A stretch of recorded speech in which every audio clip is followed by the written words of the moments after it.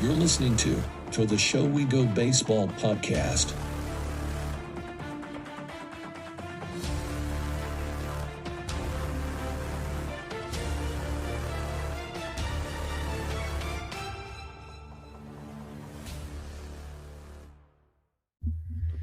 What's up, everybody? Welcome into episode 15 of To the Show We Go with Ed Hand and myself, Andrew Parker. If you didn't get a chance to check out episode 14, we had Nizan Zanatello, second round pick of the Red Sox this past year. He is a good story in himself. He's a St. Louis kid, so he's already one of my favorites. He kind of talked about his love for emos and toasted raviolis, just all the St. Louis stuff. But then he also dove into what it was like as an 18-year-old in affiliate ball for the first time. So definitely check that one out. I have, speaking of St. Louis and Missouri, I have a Mizzou Tiger on the show right now, and Josh Lester. Josh, how did your season go for you this year? It was a good one. Started off really well. Got to check off some boxes, some big league hits and RBIs and whatnot, and ended up winning the AAA National Championship or whatever they're advertising it as. But all in all, it was pretty good from start to finish. And did you? I saw you early during the season. It's toward the end of the year, and Norfolk came into Worcester and absolutely. I think it may have been was it a 6-game sweep or? I think we won 5.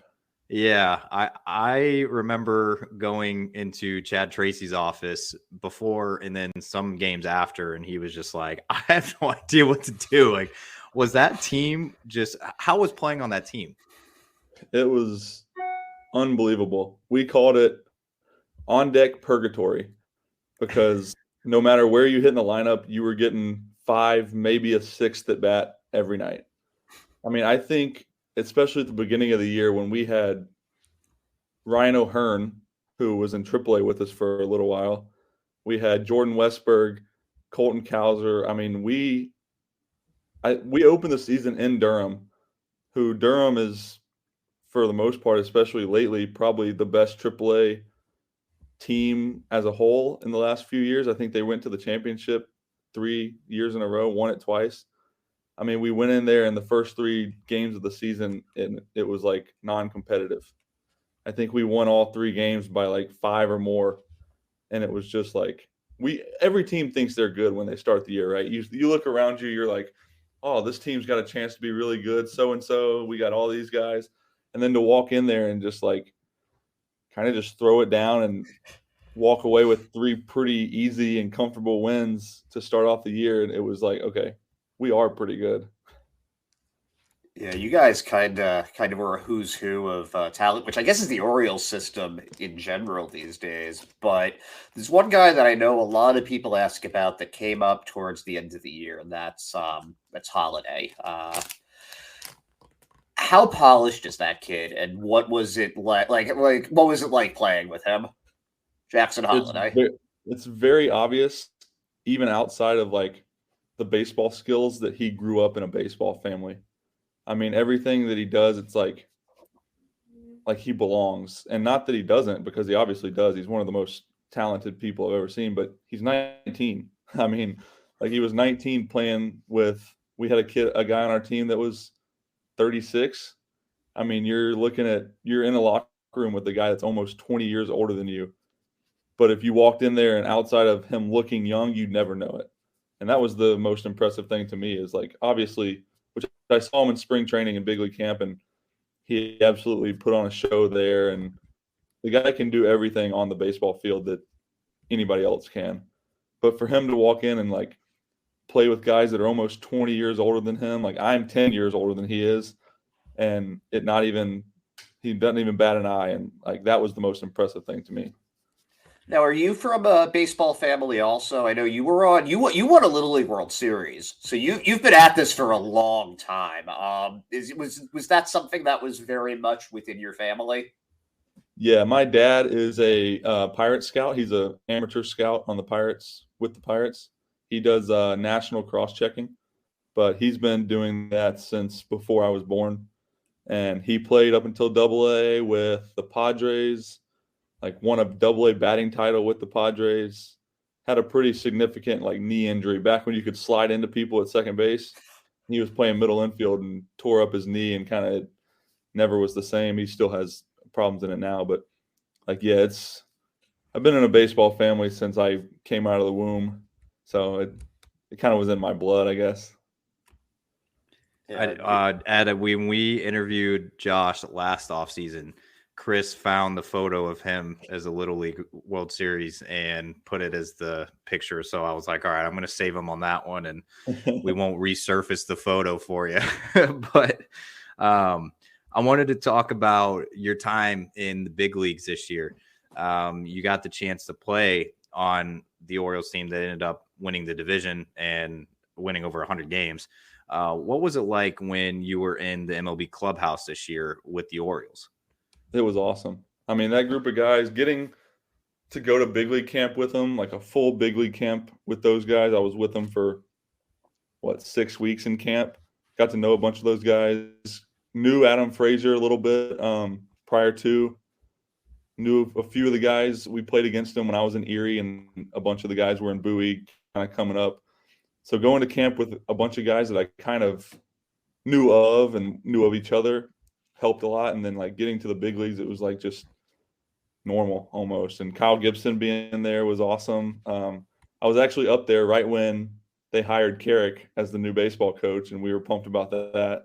So we were in there talking in the locker room every day about what they were going to do before they did that. And because I guess they called Kyle and was kind of asking him like the direction that they needed to go, things. I guess they do a lot of the alumni, significant alumni at least, they call and talk about it. But I mean, being in that locker room was so fun. And I think when I was up there for the month of June, pretty much we were probably 6-7 games over 500, 8 games over 500 in a 24-day span.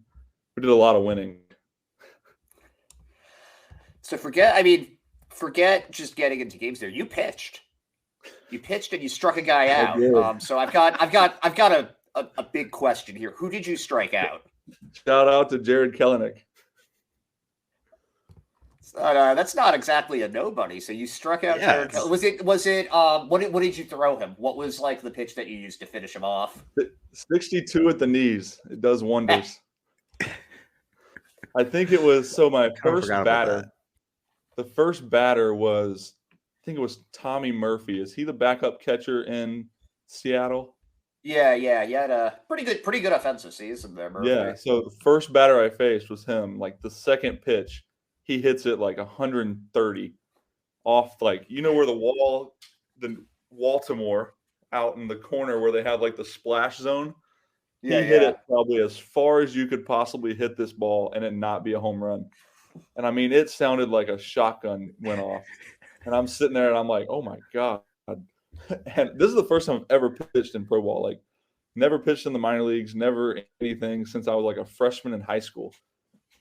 And the first ball that I throw, I think it was the second ball I throw, first ball hit was just shot out of a cannon. I was like, oh God, I might be out here for a while. And then it was like, forget who else I faced.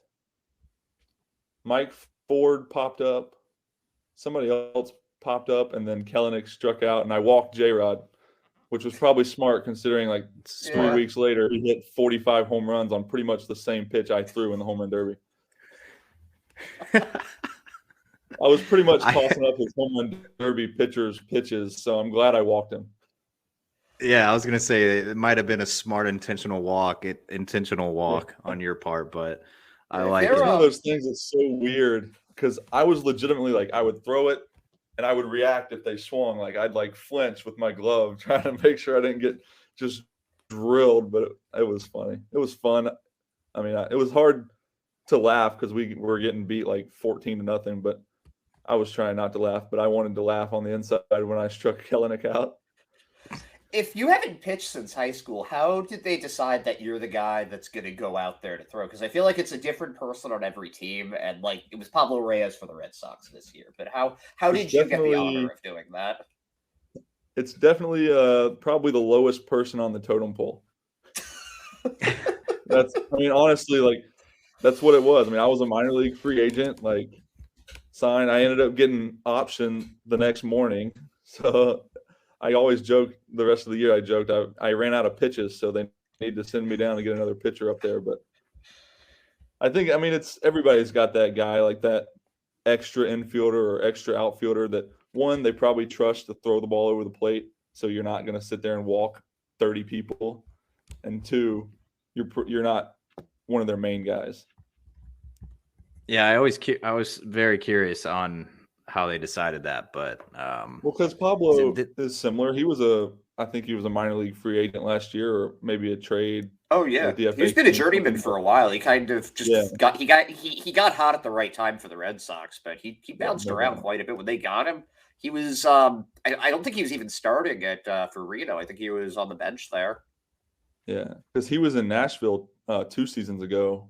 We played him a bunch when I was with Toledo, and so I mean I think it's just, one, they don't have as much invested in you or me. Like, I was a minor league free agent. These guys didn't know who I was really, and the only other guys on the bench were a couple other of their like prospects, and they weren't going to throw them out there just in case something happened. Yeah, no, I mean, it makes sense, honestly. I used to always think it was the backup catcher for some reason, because I thought back in the day, like, wasn't Plawecki like the guy like back in the day for the Red Sox? Or yeah, Plawecki did get a few innings. Yeah, but I was always curious back in the day, as he still plays. Yeah, I mean, like, yeah, that's true. No, I know what you mean. This is more credit to how long he's been playing baseball and pro ball. Oh yeah, than anything. I mean, he's been around a long time. When he stopped by the Red Sox, man, everybody loved him in Boston. I mean, everybody loved him. When he got DFA'd, it was like a sad day for a lot of people, and it's like, all right, like, I've never seen so many fans pissed off about like the backup catcher getting DFA'd. It was that was. Yeah. But I mean, I get it, because he also hit really well the year before. He was the guy who did the shop. He was like behind the shopping cart and all of that stuff.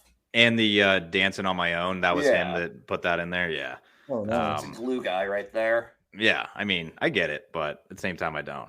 All right. So I want to ask you, just kind of piggyback on the major league time that you had. You came up the year prior and actually made your debut when you were with Detroit. How different was it this time? Or obviously you stayed longer, but how, other than that, like, what was the big difference? Like, were you more prepared for that call up? I was like, okay, I've been up there. I've at least had an at bat. Like, I know what it feels like. Yeah, no doubt. I think a lot of it was like, so last year I didn't get a hit or anything to get that out of the box, but getting in the box, getting defensive ground balls and stuff like in the game made it so much easier just to like slow down this year. And obviously, like, checking off the first hit's a big deal, and like obviously the emotions were still going pretty good, but like I think last year, just kind of even just knowing what to expect my body to feel like when I was getting in the box was a big deal this year. And then obviously, like, the vibes in the Orioles clubhouse this year were just immaculate. I mean, it helps to win 100 games, obviously, but just at that point, we're playing well, and it was just kind of like, next man up. Who is it? And I showed up, and my first hit was with the bases loaded and 2 RBIs, and kind of just worked my way right in there. And I think from then on, they were just like, all right, here we go. And when I talked to you, oh, you go ahead, Ed. Yeah, you might have talked to Parker about this already, but I don't know. You played for a while in the minors before getting that call up when you were 27. What was that conversation like? I feel like that's such an important moment. And for some people, it's like I heard like with Cedon Rafaela didn't get it the first 3 times because he was playing video games with his brother. So he had to call back Chad Tracy, who was like, you're going up, dude. What was the conversation like for you? And do you still remember that feeling? Oh, absolutely. So the first time was probably what every player would dream of. Like, manager took me out of a game in Rochester, New York, and like took me in the tunnel in the dugout and acted like he was mad at me. And I was like, you can't really be mad at me. I just hit a home run. Like, what did I do wrong? And then all my buddies, when they all the coaches told them when they took me down. And so like everybody came down, congratulated me. Like I feel like when you're dreaming of going to the big leagues, it's like with all your friends, which I guess Rafaela with his brother on the other end of the video games, that's pretty cool. But like the first time was amazing. And then this time was at like 2:00 in the morning. So I was asleep, but the manager had said, because they were in San Francisco, and so the big league game wasn't going to end until 1 a.m. But they took me out of the lineup right before the game, and they told one of the pitchers that he wasn't going to pitch. And so I guess depending on how the game went was whether they were going to call a position player up or a pitcher if they needed somebody to cover a bunch of innings, but I guess they didn't, and they called me up. So I got a phone call at 1:00, 2:00 in the morning, and got on a plane at like 7:30. Wow. And went out to the West Coast. Both very exciting phone calls, but the one in the dugout and it being the first time and with everybody around is obviously like a dream come true. What did your parents say when you told them? It was funny. The first time I'd always joked with my fiance, and I was like, if you ever get a FaceTime from me that's like you, my mom, my dad, and my sister, it's either really good or really bad. And so I called all of them from the locker room, and they all knew immediately. My mom was actually in the stands the first time, which was really cool. Oh man, that's amazing. Yeah, that was really cool. And she got to come like around, and she was freaking out because she didn't know anything, and I got pinch hit for like pretty quickly. And so they took me out of the game, obviously, and she was like, what's going on? Why is he not in the game? And I called her and got her come down in the hallway and stuff. So it was really cool. And when I talked to you last offseason, I think you were going into your first offseason, I think, of free agency in your career, I think. Second. Second. Well, first, like, I don't know, second technically, but I re-signed with the Tigers the year before that pretty quickly. So it was really like my first of like open market free agency. And so now you're going into your second one. And did it like at all, was it on your mind at all as you were going through the season that you're like, okay, like I'm going to, I might be playing for, just trying to do the best I can because I might be somewhere else next year? Was that ever on your mind? Absolutely. And I mean, I feel like I've never been that guy that was on any of the prospect lists or anything like that. And I feel like ever since I got drafted, it's kind of been the same way. Like I've been playing for a job since I got drafted. It was with the same organization. I was trying to like move up or get playing time. Like I didn't start on opening day with the Tigers until I was on the AA roster. Like I was never kind of guaranteed that spot on a team. So I think it's kind of just a different way of the same thing coming up with the Tigers, like having to really work my way into a lineup and then into like progressing. And so I think it was similar. It was just kind of more external than internal. Now you've had 2 trips to the majors so far. Has it lived up to your expectations of what, not necessarily the competition, but just the lifestyle, like with planes and hotels and that stuff, what you get to eat? Has it lived up to your expectation, and what has been the biggest difference between AAA and the majors there? Yeah, I mean, it's been probably more than what you could imagine and what my expectations were. The first time, my first game in LA, we got In-N-Out catered to the stadium. So that is one thing that doesn't happen too often in AAA. But I mean, the best part about it is just how easy the travel is.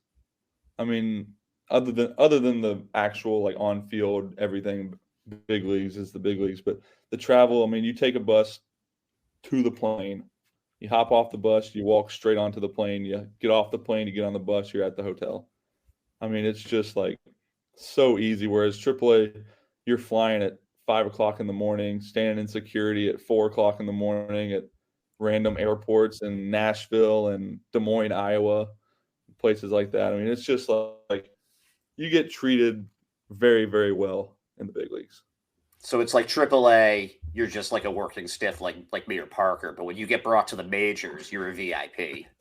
See, when I got called up to AAA for the first time, though, the difference from AAA to AA is pretty significant as well.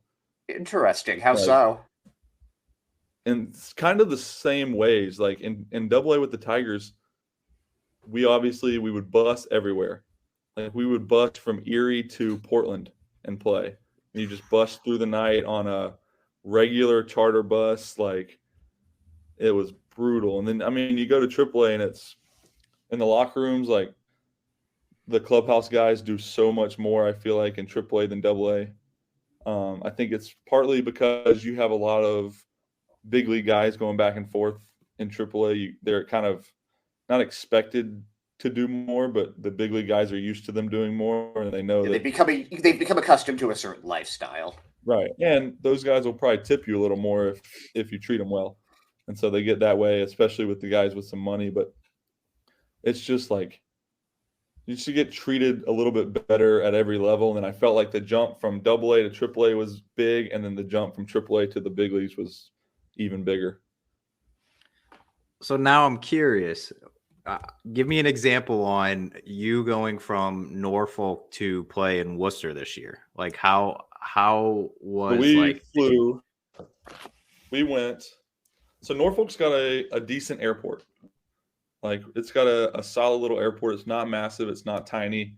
It worked really well for us. It was like 20 minutes from the ballpark, which was really easy too. So we flew. I want to say we flew Monday night at like 7 to Providence. Then Providence, we drove down. That's the biggest problem too with the minor league or AAA at least, is like a lot of the cities don't have their own airport. At least if it's big. Like every city you go to in the big leagues has a massive airport. But most of our travel was pretty easy this year in AAA. It was just the hours of it were not always the best. We had a lot of early morning Mondays, and obviously Monday being the off day, you just show up and you sleep your off day away instead of being able to do something. Yeah, I kind of learned that this past year with just kind of asking some of the guys, like, what do you do on Mondays? But most of the time it was travel days. So it's kind of bizarre. Toledo, when I was with Toledo, the travel, we played a lot more teams close to us. And we traveled by bus a lot more. Like Louisville was only like 4 hours. Columbus was 2, if that. So like we would come home on Sunday nights a lot. This year we would wait and fly home on Monday mornings. So like even if you go home Sunday night, like even if you get home late, you sleep in and you got at least half of your off day. If you sleep till 10, 11, you got half your off day still on Monday. This year it was like wake up at 4 o'clock in the morning and get on a bus to the airport and then get home at 2 o'clock in the afternoon. What a schedule. Ed, what were you going with? I was going to just ask, do you enjoy that aspect of it? Not necessarily the like waking up at 4 in the morning part. I don't think anybody enjoys being on such a rigid cycle, but with the actual travel part, just going from town to town and seeing all different parts of the country, is that something that you've gotten to enjoy? And like, what's the best part of that? Yeah, I think it's one. I feel like the spending the time with the guys, not at the baseball field, is sometimes like really nice. Obviously, I mean, if it's 4 o'clock in the morning, no one really wants to be there. But like, I feel like when all is said and done playing baseball, done everything, like I feel like the on-field baseball stuff is definitely going to be a memory, but I feel like the biggest memories are going to be like the guys in the locker room while we're traveling, like all the stories and stuff like that more than anything. So I think that's like an awesome thing to kind of consider. Like I've gotten a lot more thoughtful about it in the last few years, trying to enjoy those times, even if it is like kind of terrible circumstances. Like we had some terrible travel days, but even with that, like being able to enjoy the time with those guys is key. And there's some decent cities that we go to. What's like a good? Oh, sorry. Just really quickly. What's a good low key city that like you wouldn't expect to really love, but like you've really liked?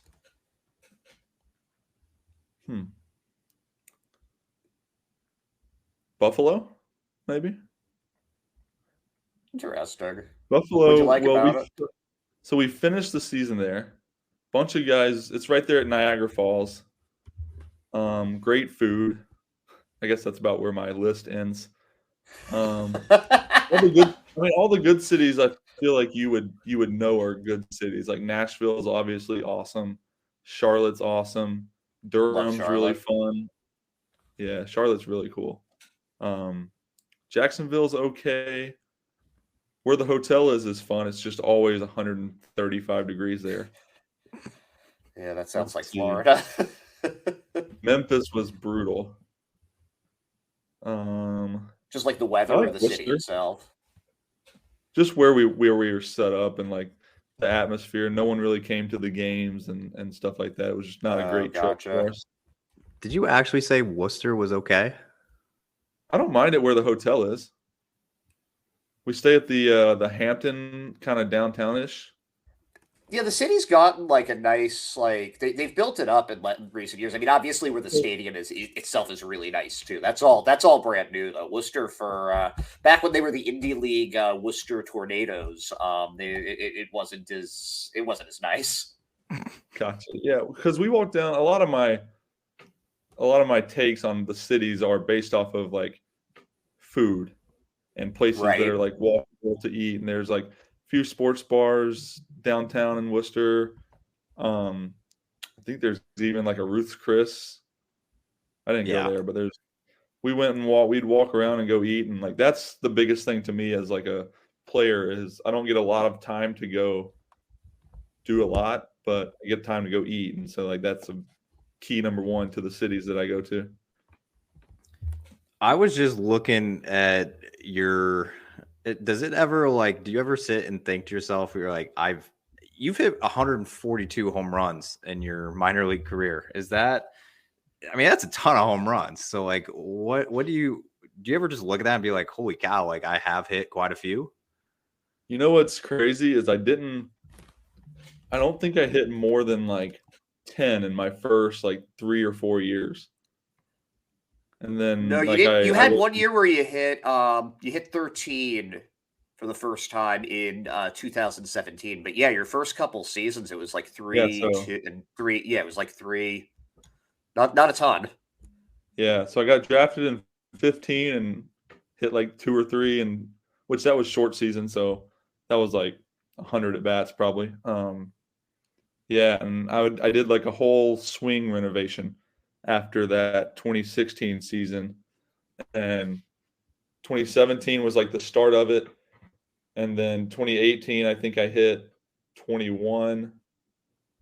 19 was like 32, I think, or I think 19 was 19, and then 21 was 32, and then like 29, and so most of them have come like the last 5 or so years, 4 or 5 years.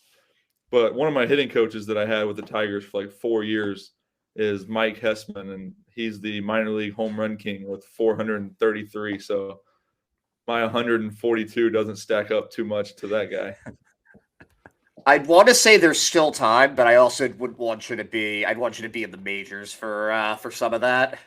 Yeah, I don't know that I'll be around long enough to hit 300 more. That's true. You got to be pretty good to be able to play for. It's like I don't know if this is the best analogy, but it's like you have to be a pretty good pitcher to lose 20 games because they have to keep throwing you out every 5 days. That's true. So you got to be a pretty good hitter to get that many in the minors. I used to give him crap about it because he spent I don't know how many years in the PCL and hitting in that air, and he would hit like 45 to 50 homers in AAA, and I'm like, that's not fair. I'm over here hitting in Toledo where it's -4 for the first 3 months of the season. You ever think of signing with a West Coast team just to give your stats that boost for a year? So the first time I'd ever hit out there was in the championship, and like we took BP in Vegas, and it was just, I mean, it was a cheat code. It was unbelievable. Because that's something that I've always wondered. Like, the numbers always show it, But like, but you really do feel that difference?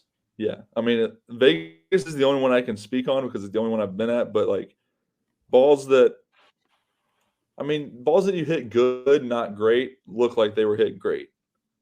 And obviously, balls that you hit great are home runs pretty much everywhere. But I just feel like there's those ones that you just miss, but out there, like they're still home runs. I did want to ask you this. I didn't want to ask you right after the series, and it just came to my mind after the series when you were in town in Worcester. Were you just being nice? And I went 0 for 35 until Sunday afternoon. Yeah, I think I asked Tyler Murray on like Friday or something, and I'm like, is Josh just being nice because you're calling his games? And like, I don't know. Like, I don't know what was going on that week. He did hit it with that's his first hit of the game or first hit of the week when I hit the home run on Sunday. And I was like, oh, you could have left that one out of the home run call. We thought you were being nice because you were like, okay, like I talked to these guys and, they're here, but I didn't know what was going on. No, you were like dominating all season long. And then you got to Worcester and it was like, holy cow. I think that was just a tough week. We all go through it, hitters. I mean, it's life. It happens.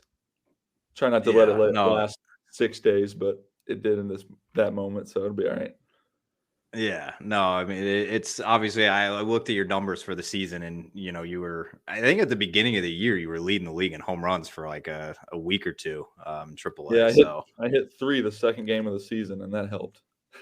Yeah, that'll give you a nice boost. Yeah.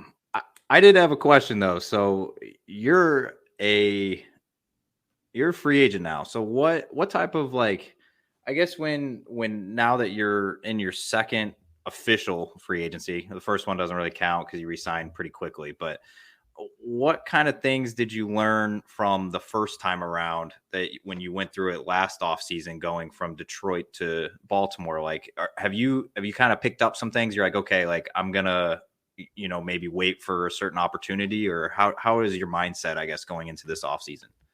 Oh yeah, another year in AAA helps too. Playing a lot of the teams. Obviously, you got the West Coast teams that we didn't play, but like playing a lot of teams in the International League, because that's kind of where the depth is. Like teams like, let's say, the Braves, who have like a Matt Olson and an Austin Riley at 2 of the positions that I'm a main player for. Like, who do they have behind them, kind of thing. Like, would I be in a spot with a team that, let's say, Olson pulls up with a hamstring one day? Like, would I be in a spot that I'm the guy that goes to the big leagues to replace him, kind of thing? And I think that, like, looking at that as opposed to looking at a big league roster as much is kind of where I'm looking this year. I don't see myself like walking into a starting job in the big leagues, but if I can compete in spring training for like a bench spot, or at least put a good impression on like in camp that, hey, if so-and-so gets hurt, pulls a hamstring, whatever, because injuries always happen. You never hope they happen, but I mean, realistically, they happen all the time. And just to be in a spot where like I'm getting everyday at bats in AAA and with a chance to like kind of maybe Pablo Reyes type season, like you get hot at the right time and something happens and you get up there and you stick. And that's obviously the goal, is to not just get to the big leagues, but stick in the big leagues. And so I think that's kind of the thing, is just being a little more, and not that I wasn't prepared last year, but prepared in like a specific area of these teams, whether it's like the farm system or like who would be in AAA, or who would be that next guy, that almost that 4A guy, who would that be for certain organizations? Yeah, no, I mean, it's kind of funny because it does sound a lot like how anybody would approach a job change. Like, okay, where can I bolster my career next? Like, that's a major part of it. But if you had the choice, though, you're either going to a contender where you have a shot at getting called up, like the Braves that you said, like somebody like you're probably not making the opening day roster. but this is a contender. This is like one of the best 4 teams in the league or something. Would you rather go there or to a team where you feel like you have a shot at cracking the 26-man, or you'll be like one of those first 2 guys called up with an injury? I'd rather go to a team that I'd be in the big leagues either to start the year or ASAP. I mean, obviously, like winning a World Series or getting the chance to do that would be amazing. But I think that being in the big leagues with a team as opposed to like being in AAA and maybe not getting to the big leagues with a contender, I'd rather be able to be in the big leagues and play and prove myself. And I mean, obviously getting paid big league money doesn't hurt, but like being there and being able to like prove yourself and show that you can do that and play in the big leagues would be the best. That is a very pragmatic answer that I appreciate. Now, if the Braves hits a little more close to home because I grew up going to Braves games at the old stadium, and so like the Braves would be really cool to even just for that chance to be in the big leagues with like the team that I grew up watching would be really cool. All right. Well, speaking of where you're from, I got some random questions here. So I just want to. It's time. Are you going to ask him? Are you going to ask him the one that you always ask? I have to, because I didn't ask him this last time I talked to him, and now every single guy now that I've talked to, I'm like, I want to know what he thinks about it, because I think we need to talk. Everybody's got a different answer. Totals. Everybody's got a different answer.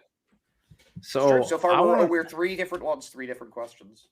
Yeah, there's literally there is a wrong answer to this, Josh. So you just all right. Now you got me nervous. What's the wrong answer? It's pretty easy. I'll tell him after he answers, because I think he might answer what I think he will because of where he's from and where he went to college. You're stereotyping. All right, fine. What is the best fried chicken fast food place? Zaxby's. Yes. Or Chick-fil-A. If you Ooh, consider yes. that No. fast food. Just say Zaxby's and leave it at that. I knew that was coming. That's the right answer to that. And I've gotten many guys. When I lived at home I lived at home my first few off seasons, and so the gym that I would go to is like catty cornered from a Zaxby's. And so every Sunday I would go work out and get just a big chicken finger plate and a large sweet tea and take it home and watch football. And I would just sit there for like 30 minutes and sit there and eat my Zaxby's and get ready for football Sunday. Oh man, Zaxby's is my true love. I had to put it in my Twitter bio yesterday because I was tired of hearing like everything else but Zaxby's. I'm like, this is a premiere. I promise you, it is just so much better, man. It's better in the South too. Like I used to go to there's 2 in Columbia, so I used to go to the one. Yeah, there is. I think they added the second one like 2016, maybe. Yeah, I was going. It's like way off campus though. It's like a little off, and I used to go there. I used to have to I was like, screw it, it's worth the drive. And my mom used to give me like $100 gift cards at Zaxby's because she knew I freaking love that stuff. So yeah, man, it's premier. I'm so happy that Zaxby's is the answer here. I think it's the goal of this show to end up getting a sponsorship from Zaxby's at some point. Dude, I want a Zaxby's in Boston, man. Yeah, that's one hard thing about being in Cleveland now is there's not much fried chicken to choose from. There's a Chick-fil-A, but it's a little bit away from our apartment. But like you said, I drive there. Oh yeah, you drive for good fried chicken, man. I swear, there's a Cane's in Boston, but it's not it's not easily accessible. So it's down by BU. It's like very trafficy. Like it's just not like there's no drive through. So it's like, why go? That's I got to get out. I got to burn the calories that I'm about to put in my body. I can't do that. That's what I'm saying, man. It was weird once I moved out here, because in Missouri, they have even the Panda Expresses have drive-throughs in St. Louis. So it's out here, they don't. So it's a little different. All right, you're a Georgia guy, but you're in Cleveland now. So if you had to, how long have you been in Ohio? This is off-season number 2. Okay. So you're still Georgia at heart, but if you had to pick one food item from each state that you're like, that's my go-to, what would it be from both? Huh. I think at least like Georgia, I'm gonna have to stick with Zaxby's. I'm Oh, trying to think all of right. like I'm trying to think of something that's up here that is only up here. I have a very general taste in food. So like I don't branch out a lot. Like there's a lot of stuff that I don't like, or at least I won't let myself like. I won't try it. I don't know what's up here that specifically. There's a bagel place that is right down the street called Cleveland Bagel, and it's like famous in Cleveland, and I had never been, and now we buy them by the dozen from there. And I mean, they're you think you get regular bagels, and y'all are in the Northeast though, so y'all might trump my bagel experience here, but I mean Yeah, a little bit. they're pretty unbelievable. Well, this next question, and you might need to lower the voice so the fiance doesn't hear you. But Yeah, if you see something behind me, let me know. I need to know your least favorite part about wedding planning. What was the worst task you had to do? Honestly, I got pretty lucky because I proposed right before baseball season. Oh, that was smart. So it was smart and not smart at the same time because there was a lot of stressful phone calls, like late at night, stressful phone calls. I think probably the only thing that I had to deal with was we spent a majority of the All-Star break like running errands and doing like we went to the florist, we went and looked at everything. Like the All-Star break obviously being a time where you just want to like lay in bed and stare at the ceiling for 4 days. But honestly, like, and kudos to Maddie, my fiance, she's been amazing with it. But like, a lot of stressful phone calls that like there was only so much I could do from Norfolk, Virginia, and she'd probably argue that I could have done a lot more. But just, I mean, the stressful phone calls sucked because it was like late at night, obviously after a baseball game, like trying to figure stuff out or trying to calm everybody down and get things done. But I got lucky from an actually like doing a lot of stuff, and I proposed February 3rd and left on like February 10th. When's the date? January 13th. Oh wow. So it's coming up. Mine's in 3 weeks. Oh, nice. Congrats. So, yeah. We're having it out in Northampton. Nice. We're going to Tampa this weekend for one of my Tiger teammates' weddings. Oh yeah? It'll be fun, yeah. It's gonna Which be one? Who is AJ it? Ladwig. I don't know if y'all The name ever actually thought sounds that. kind of familiar. I'm not sure where. It's kind of a memorable last name though. He was with the Tigers for like 8 years in pro ball. And played with them for like three of those in Toledo and Erie. What kind of advice does somebody like that give to you? Like, what do they impart on you? It's like somebody that's been through it for that long. Well, so he was only like a year older than I was. So he didn't really specifically, but I don't know that there's even like I don't know that you ever get word advice from a lot of guys.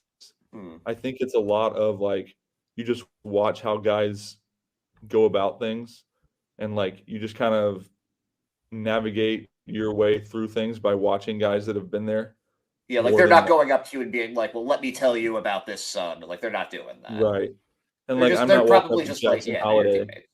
Yeah, like I'm not going to walk up to Jackson Holiday and tell him how to act. And this is just an example, obviously, because he's the young Yeah. kid. But like a young guy that's in a clubhouse like that, you just kind of navigate to guys that are similar to you or similar to like what you want to be. And so like I don't know, you just kind of migrate to the ones you want to be like, I guess. That's how to say it.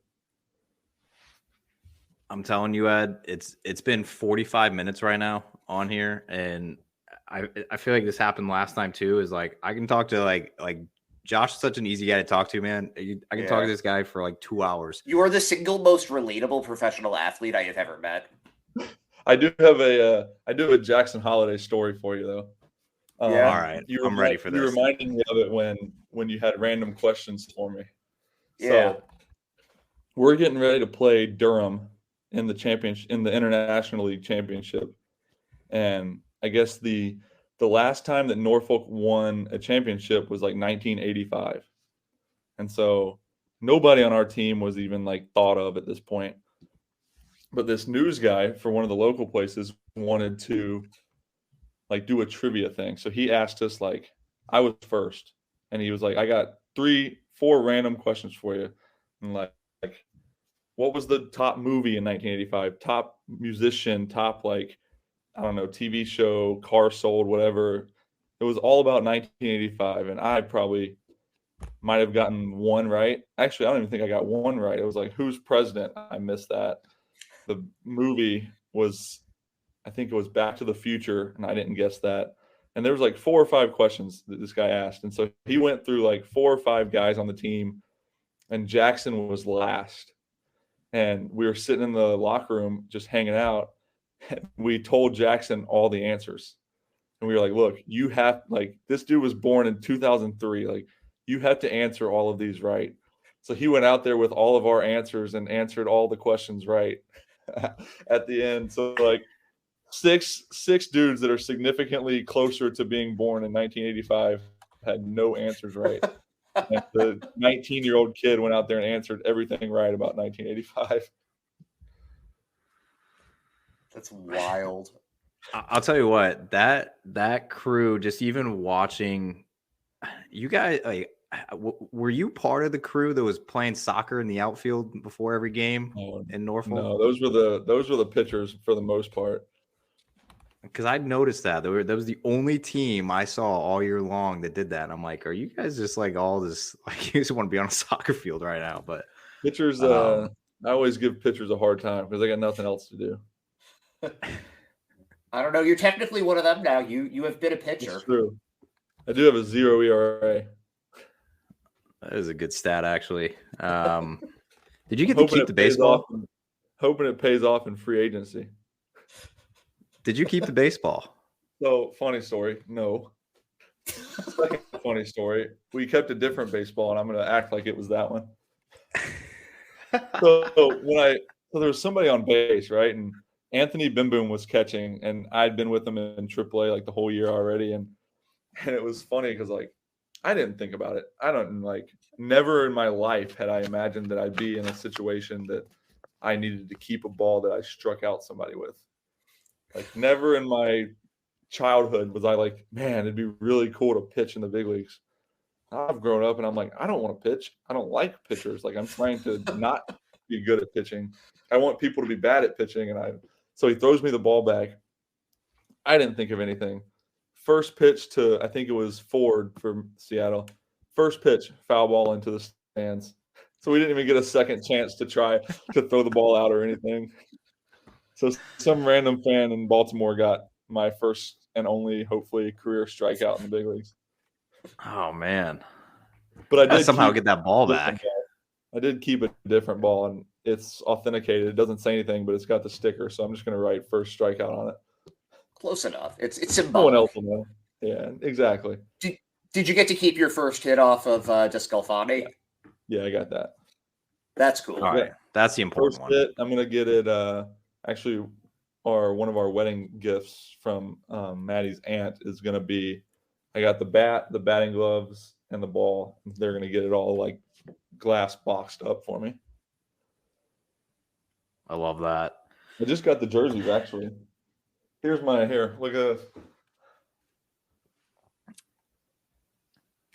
My pitching jersey. Oh, hell yeah. Ooh, I like those jerseys too. Is that the City Connect? Yeah.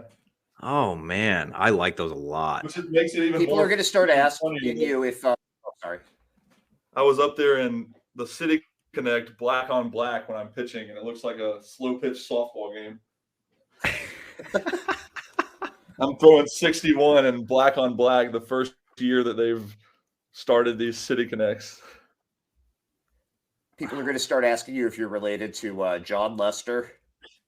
Oh, when I played in Cape Cod, it was every day a new person. Oh my gosh, could you imagine? I was Think like, about. no. I think I remember me and Chris made a tweet. I think when we dropped the interview last offseason and we put Josh Lester, and somebody was like, "You guys got John Lester on?" I'm like, "Come on, man! Like it's a pretty common last name. Like, what are we doing?"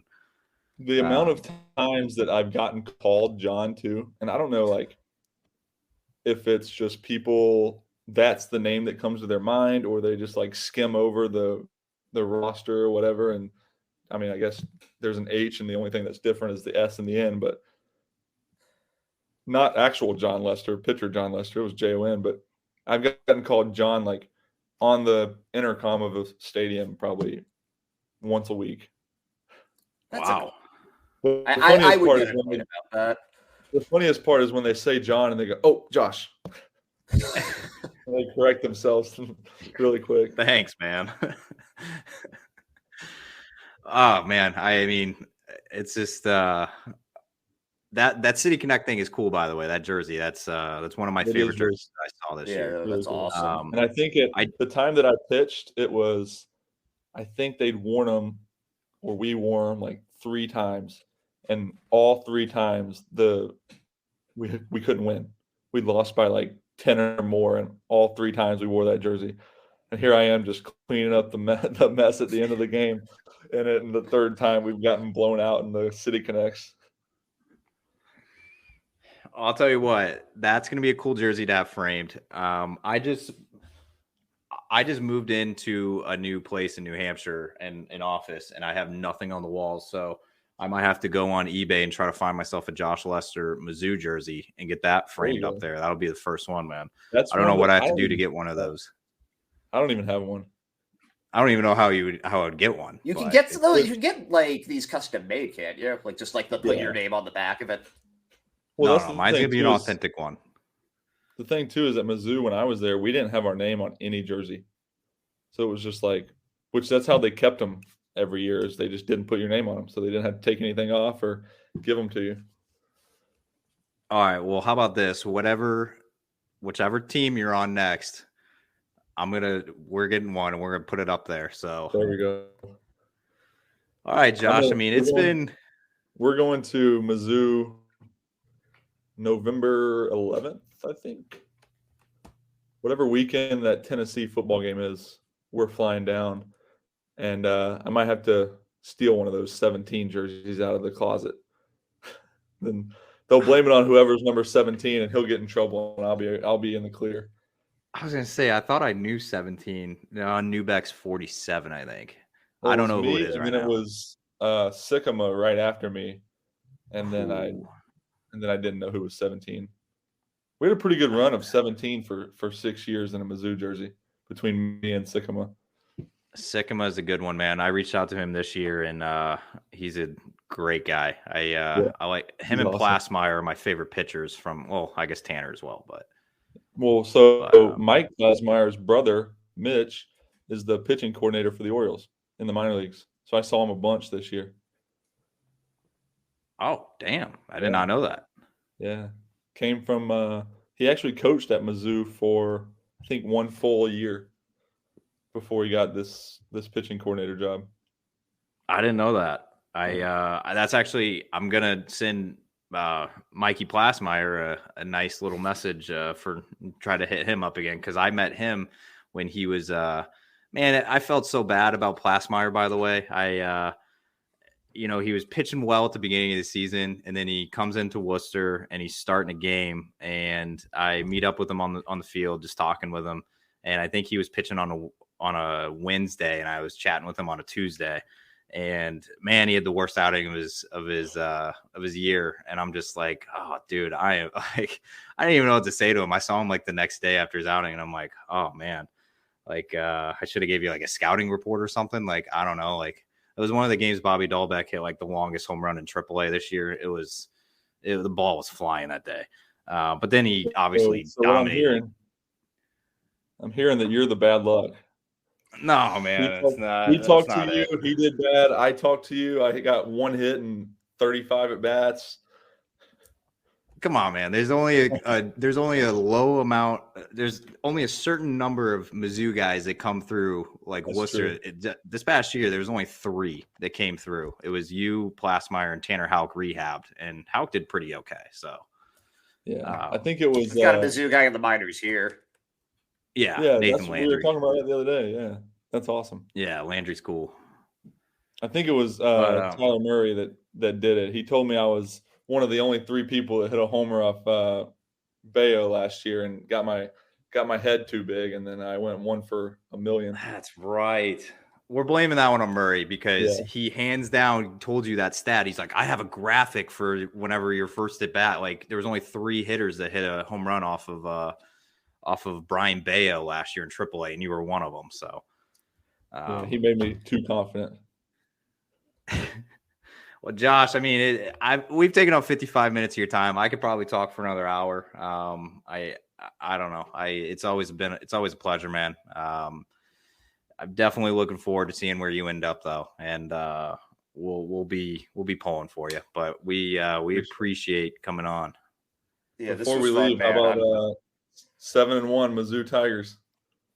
I didn't want to get into it because I knew I was going to go on for like 10 minutes, but man, dude, we were wrong about Brady Cook. Holy cow. We were. I gave him some crap at the beginning of the year, but he's proved me wrong, and I'll happily eat my words in that case. Dude, I agree. And I know I even messaged you about that too. And I'm like, I don't trust Brady Cook. You said you didn't either. That was like early in the year. And then look at us now. We're fools, man. That's why we're not coaching football. We're talking about baseball, not football, and there's a reason for it. Exactly. I will want your opinion in the spring after Mizzou baseball either gets off to a good start or bad start. But I'm going to give Carrick some time because I have heard a lot of good stuff about Carrick, and I'm very excited about him. I think it's like any other coaching change. You got to give him time to get some of his guys in there again. Yeah. And I don't know how long. Usually you used to give them like 2 to 3 years because you had to actually like physically recruit the high school kids. Hopefully maybe they can get some transfers and make that like transition period a couple years quicker. But I played for Carrick. He was the guy that recruited me. And so like I have all the faith in the world in this coaching staff to get it done. Yeah, Tanner said kind of the same thing when I asked him. You were kind of talking that you and Kyle Gibson were talking about it, but Tanner was rehabbing in Worcester right after they hired him, and I kind of asked him. He's like, Carrick was one of the main reasons I went to Mizzou. Like he was the guy there. So it was kind of funny. He got brought up again today. I was talking to Zan Zanatello, who was from CBC in St. Louis. He was committed to Arkansas. I know Arkansas, but he was kind of saying that he was down to Arkansas and Memphis as is too because Carrick Jackson in Memphis. Yeah. So I asked him, I was like, hey, as a Mizzou guy or as a St. Louis guy, like, were you even considering Mizzou? And he's like, no, but I was considering Memphis because of Carrick. So it's a small world, man. But I think that Carrick, at the very least, he will get a lot more alumni support. Nothing against Beezer. I liked Beezer in my time that I went back and stuff, but it's always been a Mizzou thing to kind of hire Mizzou people, right? Like you go back a long time, like it was always Mizzou players that kind of became coaches and then became head coaches, and then they kind of just went away from that and brought in and Coach Beezer, who wasn't really a Mizzou person. And I think that not that it rubbed the alumni the wrong way, but there weren't the connections that like Carrick and especially Coach Jay, who's the pitching coach now, will have with some of those guys. I mean, he coached Scherzer and Gibson and all these dudes that are, I mean, Scherzer's going to be a Hall of Famer. So like he's got his hands on some pretty big names and a big quantity of names as well. Yeah, I was rooting for Ian Kinsler. I was like, Kinsler was involved in the coaching search and everything, and he's a former Red Sox too. But yeah, it's been cool to see them get involved. And like you said earlier, they called Kyle Gibson and Kinsler was involved. And I don't know. I find it cool, man.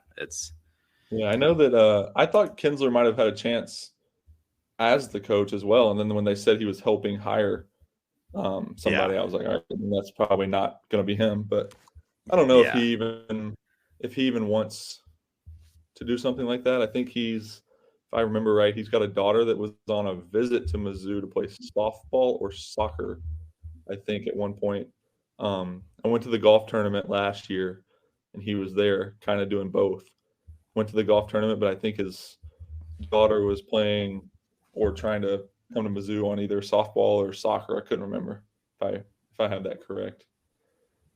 So he's a Mizzou guy. I don't know, man. Hopefully he's around a lot. If his daughter ends up at Mizzou, maybe he can spend some time around the baseball guys and teach them a thing or two. They need it, man. They do. But I'm going to chat with you more with that off air. But we're going to wrap up here. Ed looks like he's ready for his bedtime, I think. But Josh, it's getting late here. It's 9 o'clock, man. But we appreciate it, and we'll definitely, like I said, once you sign, man, I'm definitely gonna be chatting with you again. Maybe not via this, but I'm gonna definitely hit you up. But we're rooting for you wherever you end up. Appreciate it. I appreciate